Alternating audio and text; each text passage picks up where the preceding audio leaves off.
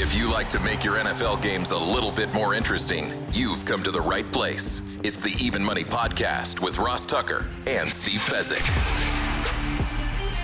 Yeah, Vegas, baby, Vegas. It is the Even Money Betting Podcast. We are, of course, presented by DraftKings. DraftKings, the crown is yours.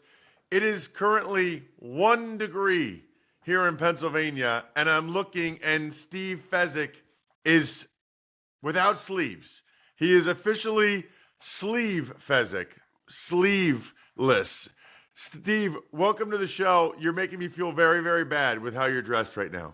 Well, it's only going to be in the mid-60s, but looks like the worst of it is over here in Vegas. It's got a little golfing, a little tennis in. And, you know, I was reading websites when you're thinking about where your kids should go to school, and the Syracuse website was saying, we have lots of happy students from Florida and California. And it's like Pinocchio. Their nose is just growing longer and longer because it's just not true.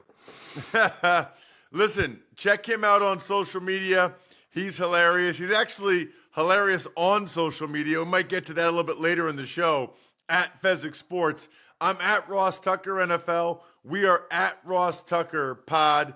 You can always be a part of our community, which is a very cool one, by the way. Patreon.com/RT Media. Just sign up for the Tuckheads membership. I think I mentioned this last week, Steve, but just in case I didn't, so cool how many people in the media came up to me on Radio Row at the Super Bowl to tell me that they watch or listen to this show religiously. You can watch it, youtube.com/Ross Tucker NFL. Obviously, you can listen wherever podcasts can be found, but very, very cool that people say that's the only show I make sure I never miss every week. I listen every week. It's very, very cool. It makes me feel good, no question, Steve, and you're the biggest reason why. Well, it's humbling, and I thank everyone that does listen. And the nice thing is we're one of the first podcasts to hit each and every week. We used to do Wednesday, and we moved that to Tuesday, and that gets us in front of a lot of the line moves, and it's your first opportunity to look at the upcoming card oftentimes. Two more things I should mention quick. I'm at Ross Tucker NFL on social media. We're at Ross Tucker Pod, which is where you can, first of all, know exactly when the show's posted, but also you can go ahead and see the highlight clips of this show and the others. Ross Tucker Football Podcast, which is your daily football dose, or Fantasy Feast, where we talk a lot of prop bets. College Draft, which is all about the NFL draft now, and then during the college season, it's about college football betting. I actually want to get to that in a little bit, which is awesome. Here's the deal with our schedule today. Steve and I, now Grades is not ready yet for the deep dive into what we did well, what we did poorly this past season from a betting perspective, but that will happen within the next 2 or 3 weeks, where he does the deep dive into, you know, where we won, where we lost, all those things. I think, though, Steve and I are going to do a little bit of a back of the napkin kind of lessons learned from the season for betting moving forward.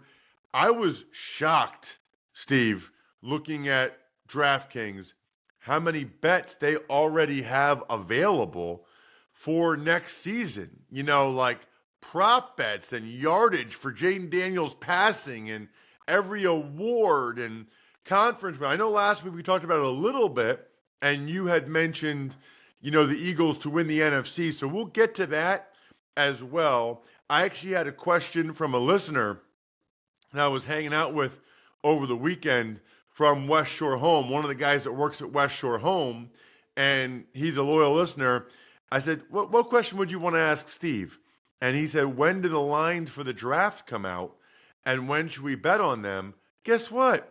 They're already out. I just went to DraftKings. They're already out. I'm like, a lot of them are already out. So there's a lot to get to today. I can't remember if I already said that we're presented by DraftKings. The crown is yours, so I'll just say it again. But let's start with this, Steve. If there's one lesson you learned, I'm not talking about like parlays or teasers, and we can get into that. But Grades will have all that specific information. One overarching lesson that you learned from this season moving forward for when you bet NFL in 2025, what would it be? I think we got to be very careful about playing more underdogs and more unders. So historically, it's not by a huge amount. It's not profitable if you play every single one of them, but favorites have covered less than 50% and games go over less than 50%. That was always my mantra. And we just had a year where if you played every game over and if you played every favorite, you actually made money. Both of them covered 53% plus. So given that's the case, will that reverse in 2025? Perhaps. But I think cautionary tale, maybe we should be looking at it's a little bit of an irrational exuberance to expect that playing unders and dogs is going to cover more than favorites and overs. Okay, man, a lot of questions off of just that one statement. Number one, it's just one season, but it's a whole season. It's an entire season. So talk to me, Steve, for you and other professional bettors, what one season means in terms of a sample size. Well, it's a great question. Normally, not much over a 20-year modern era of football, unless there's been a fundamental shift in how the game's being played. And I'm going to make a case that that's possible, that that's occurring, Ross. What could possibly change in 1 year versus 20 years? Let me go back to one playoff game, all right? Washington, Eagles. Fairly competitive first half. Eagles destroy Washington in the second half on the scoreboard. Why? Washington got behind, and they kept going for it. 4th and 3, 4th and 8 in their own territory instead of punting, and the Eagles kept stepping on their throats. So I think what's happened is that NFL coaches have realized I'm playing to win the game, and they're going for it much more in 4th down. Now, that gives them a better chance to win the game, but also a better chance to get blown out. And further, teams have absolutely shied away with the lead from running the ball. They're looking to continue to score and to get enough margin that their lead is safe. So I really think more and more that's becoming the norm in the NFL. Okay, so I'm totally with you on the 4th down aggressiveness. And by the way, I think that is only going to expand moving forward. I think people are going to see the success that the Commanders had. I actually think teams are going to spend more time maybe on the tush push, Steve. It's such an advantage. I mean, it's just a huge advantage. You think about these teams that get down to the goal line and they have a goal line stand or on 1st down, they hand it off and they lose 2 yards and it changes the complexion. You ever notice the Eagles, they never lose yardage in those situations. So even if by a miracle you kind of stop the first one, they'll just do it again. You know what I mean? Like they didn't go backwards. They didn't lose any yardage. So if I'm a team looking at this, not only am I going to strongly consider being more aggressive on 4th downs everywhere, but I'm putting more time into the tush push. Like I know the Eagles have some monsters on the offensive line, but they can't be getting it with that high a success rate. And for us to think we can't get at least close to that, even if you just get close to that. Now, the Bills had a lot of success with it until they didn't in the AFC Championship game. But I would think that would be a huge point of emphasis for me. Yeah, absolutely. And even you got to wonder if there aren't some rugby players that can throw the ball that wouldn't be better suited to put behind center, right, on 4th and 1 instead of getting Josh Allen beat up or Hurts and the like. I know Hurts can squat 1,000 pounds or whatever. So maybe you might see that in the future, a designated, not tush pusher, but a ball carrier. Yeah, it's like the Ravens do with Mark Andrews, the tight end. They bring him in motion and then snap it to Andrews and he goes, and that seems to work pretty well too. I like that. I like that portion of it as well. So I think you might have answered my next question, Steve, but I want to make sure. We talked about the overs and the favorites being over 53%. By the way, just as a side note to that, Steve, you know, the sports books did not do nearly as well as they normally do. And it's funny because if you follow like the stock price, some of the analysts are like, oh, it's their revenue is down. Like, yeah, it's because it was a weird year from a betting perspective. It's like you can't treat a sports book like they're AT&T or whatever. It might be a little bit different, but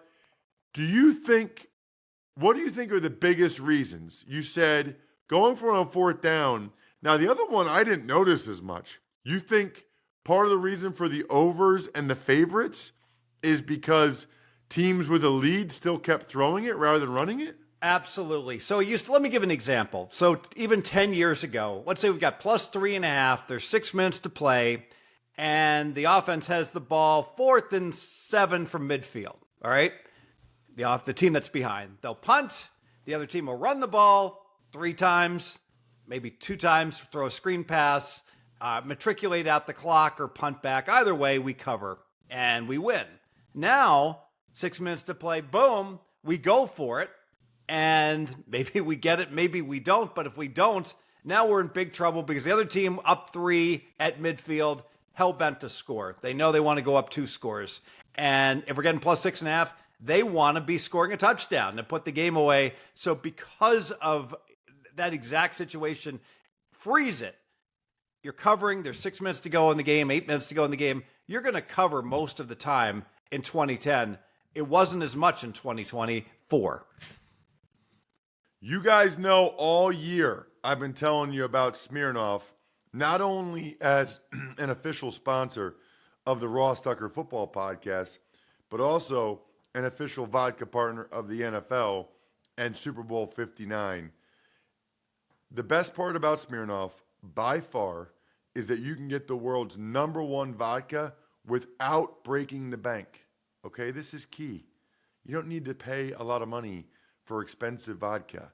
This feeling is what the good folks over at Smirnoff call Smirnoff Extraordinary. Smirnoff, we do game days. Please drink responsibly. Smirnoff number 21 vodka, distilled from grain, 40% alcohol by volume. The Smirnoff Company, New York, New York. Pricing is at the sole discretion of the retailer and may vary by state. Please do not share with anyone who is under legal drinking age. Got it. So here's the next question. Do you think the lines will be adjusted next year? Knowing what you know, knowing what we know, knowing what happened to the sports books this year, do you think that maybe it's half a point? Do you think that the totals will tick up a little bit? Do you think that perhaps the favorites won't be favored by as much a little bit? Your thoughts? I don't be think favored by more, I guess I should say. I don't think the openers are going to be impacted, but I think the closing numbers will, and here's why. All the pros betting the NFL have less money in their pocket. They didn't have a good year. I didn't have a good year. All of the recreational bettors had a great year. And so they've got more monies in their pockets to bet overs and to bet favorites, and that's going to put pressure on the marketplace, and especially on the standalone games, the Sunday night, Thursday night, Monday night games, you're going to see more money come on the favorites and on the overs. Ooh, okay. Anything else that was sort of a big takeaway from you on a macro level from this past season, whether it's like who we should be betting on, who we should not be betting on in certain contests? What do you think? Ultra simplistic. I got a friend, Jim, back east. It's 1 degree back there, and he's always reminding me. He's like, Fez, you make this way too complicated. You're analyzing the tight ends. You're analyzing the lines. Do you have a good quarterback? Do you have a good coach? If you got both, that team's going to have a good year. Bet them over. Bet Kansas City over. Bet any Harbaugh team over with a good quarterback, etc. He's like, you got a bad coach. You got a bad or questionable quarterback. You bet that team under. And it's remarkable how that simplistic strategy seems to win year after year. Now, there's a little bit of pass posting because there's situations like, oh, Jacksonville, Trevor Lawrence, he's not a good quarterback. Well, only because he had a bad year last year. So there's always going to be some cases where you decide after the fact that the quarterback or the coach is poor. But for the most part, it's remarkable how well that works. All right, so you're talking about here season win total numbers. Yes. But along with season win totals comes a correlation to how many games you cover. If you go over for your season wins, unless you're the Kansas City Chiefs, who famously win seemingly so many games but don't cover, most teams that win cover. Steve, my buddies at Labatt want you to get cool stuff for what you're doing anyway. Drinking beer. With Buy Beer, Get Gear from Labatt, just go to the website, snap a photo of your receipt, and upload it instantly to rack up points for exclusive merch. Think about that. You get points for every purchase at any store, bar, or stadium, any size, any product, anywhere you're buying Labatt. Buy beer, get gear. Go to rewards.labattusa.com to sign up. Now let me ask you this. What would your buddy Jim from the East Coast have said before the year about Jalen Hurts and Nick Sirianni? Oh, we were always Sirianni fans. We think the reason that Sirianni's people say he's a bad coach is because he goes for it aggressively on 2-point conversions and fourth downs. And so the media loves to be hypercritical. Like Sirianni went for a 2-point conversion from the 1 with a lead in the first half, and they lost their minds. They're like, what a stupid play. You could go up 17. I don't remember the exact. He was up a couple scores, and I agreed with it. So I think I see nothing. I saw nothing from Sirianni, and I even said if you go back to Even Money Podcast, I made this exact point early in the year. I think Sirianni's a fine coach all the time. Yeah, what you're talking about is he had a chance to just kick the extra point to go up by 3 scores, I think, to go up by 17, and he went for 2. I did not agree with that. By the way, I thought you got to make sure you're up 3 scores. Well, it was the second. It was the second quarter. If I agree with you, if it had been midway through the third quarter, it would have been different. All right. Anything else, Steve, that was a big takeaway or lesson? So the two are we got to be careful about underdogs and unders, and we're betting good quarterbacks, good coaches. Anything else, or are you ready to move on? One more. We play lots of Wong teasers, basic strategy teasers. DraftKings has the great odds, 6 points, -120. That might not be the case 5 years from now. We got to make money while the making's good. Those were very good to us. They've been very good historically, and we're going to keep doing it, guys. And it's all about giving you the best information, your best possibility to win. So, okay. Question on that. Because I was talking with a listener, and he had a really good year. And he said, I did the Wong teasers, and that's why he had such a good year. But he wouldn't round robin as many of them as us, Steve. He would just pick the 2 or 3 that he felt best about and play those, as opposed to like where I'm playing 5 or 6 teams and round robining them. And he had a really good year just picking the 2 or 3 Wong teasers he liked the most. I mean, we'll talk about this with grades, but do I play too many potentially, Steve? What do you think about his strategy of Wong teasers, but he puts more units on the 2 or 3 he likes the most? So I think a hybrid approach makes sense. It's a 24-minute show. We can't go through and give you a decimal point exactly how to weight everything. But let's say you love 2 Wong teasers and the other 3 you just like. Well, weight any bet that has both those teams in a Wong teaser, maybe play that more. And any of the teasers that have the lesser teasers put together, still play them, but maybe play them for like 0.3 units, etc. Got it. Speaking of playing them, Steve, what's this going on? I noticed, I think we forgot to talk about it last week, but do you have your own like side contest going on with a guy on Twitter? Yes. On X? So I've had a back and forth with a respected bettor, Rob Pizzola, who did great work in the past analyzing football games, and now he's doing an entertaining job calling out pretty much everyone that does things wrong according to him, and including myself. So he and I went back and forth. He said something critical about me, but famously his co-host once said, if you're so good at this betting, Steve, why aren't you a billionaire? you should just like have grown your bankroll to $1 billion. And I explained Kelly Criterion and how you bet, with 2% of bankroll and how it won't grow to $1 billion because you have life expectancy. You have life expenses. That's why doctors and lawyers don't become billionaires. And many of them are just living paycheck to paycheck. He said, nah, you'd be a billionaire. Bottom line, I said, anytime you'd like to do a contest, hey, we can do it for dinner, $1,000, $10,000, $20,000, $50,000, whatever. Pick your contest. Let's go. And he came back. He says, nah, it's not worth my time. 100,000. And we can go ahead and go one-on-one in the Westgate or the Circa Millions, which I finished 21st out of 5,000 people 2 years ago. I said, fine, cool, let's do it. So I think we're doing it. But we'll get the details back. By the way, there is precedent. I did this 25 years ago against Hall of Fame bookmaker Nick Bogdanovich, head to head. Nick picked 61%. Now it was easier back then. He picked 61% against the spread for 25,000. We went one-on-one. He lost. So I won 25,000 going up against him and Jimmy Vaccaro. It was a lot of fun. This was on all documented on the Leroy's Friday night radio show. So that was a lot of fun. All right, I got a lot of questions, and maybe we'll get to the future stuff next week. But number one, he hit 61% and you won. What did you hit? 62%. So we back then. So on Friday night, we would go to the Riviera, which has been torn down since, and we would give out our picks. And the amazing thing is that right after we were releasing our picks, it was crazy. On our totals, the lines were moving 2 points within 10 minutes. A lot of times, it was a different world back then.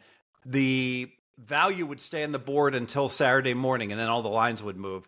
Now, people hit these lines Monday night, Tuesday morning. It's gotten so much harder. Wow. So you guys would give out your picks on a Friday night, and next thing you know, the lines would move by 2 points. It was crazy. Yes. Did I see on Twitter or X or whatever we're calling it, that there's already a line out for you and Pizzola? Has Pizzola been on the show? He sounds very familiar. He's either been on this show or Fantasy Feast, I feel like. Sounds really familiar. He's a well-respected analyst. His guys, like many guys, had a terrible year. I had a bad year myself, so it's all a bounce back situation this year. I'm sure he'll do just fine. Yes, there was one book called Forecasters, put up a line and made him, get this, they made him a minus 250 favorite. Well, now I'm a slight favorite. So that was a bad opener. Yes. Oh my gosh. That's awesome. We can bet on this. Okay, this might be a dumb question.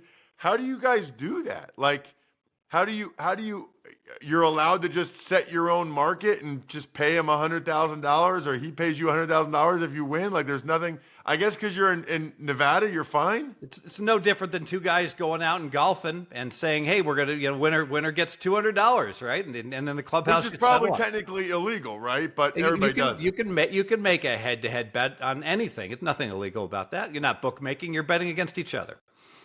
Wow. That's going to be fun to track next year. Grades, we might have some extra work for you. I got to get to an email, Steve. We're going to end up doing the future stuff next week. I'm sorry, but we had too many fun things to talk about today. We'll do futures next week because there's a lot of NFL futures bets out there. But an email question from Dan Rogers. Longtime listener, love the show. Been following Steve's picks for game of the year each week. I know he's on the Steelers 3 to 4 times in the first 5 weeks. However, he bet his balls off on Pittsburgh under season win total. Why not allocate funds for an in-season bet on the under win total if he expects Pittsburgh to start hot and finish cold? If they start 4-1, I would expect their season win total to go up so he can get a better number than what's offered right now. Very interesting point by Dan, Steve. Remember, when we did the game of the week a bunch of times in the offseason last year, you took the Steelers 3 or 4 times in the first 5 weeks, but you love their under. I don't know. That question seems like it makes sense to me, Steve. It was all about the Steelers gauntlet, Clint Eastwood style. If you've never seen that movie, it was a great one. At the second half of the year that I expected that the Steelers, power rating wise, I had them fine. I just had them like really up against it with who they'd have to play, the Baltimores of the world, the Eagles of the world in the second half of their season, such that I still stand by it. I like those bets I made Steelers early in the year that did well. I still like the under 8.5 wins, but the Steelers managed to win all these close games early in the season and thus wound up going over their season win. Right, but what his question was, what I'm wondering is, if you thought they'd be like 3-1 or 4-1, could you save the money, and then could you save some money, hold some money back, so that in week 4, week 5, let's say their season win total went up to 9.5, then you hit it? Probably so. And that's indeed what exactly happened. That I think their season win number did peak at 10.5, and so that would have been a good strategy. Yes. Got it. So what he says is making sense. Yes. Got it. Steve makes sense every week. I highly encourage you follow him on social media at Fezzik Sports, because he's like, oh, we need a best bet, Steve. You got a best bet for the week? Yeah. Square ball best bet, but it's going to win. LA Dodgers over 104.5 you can find in the marketplace. What the heck am I doing?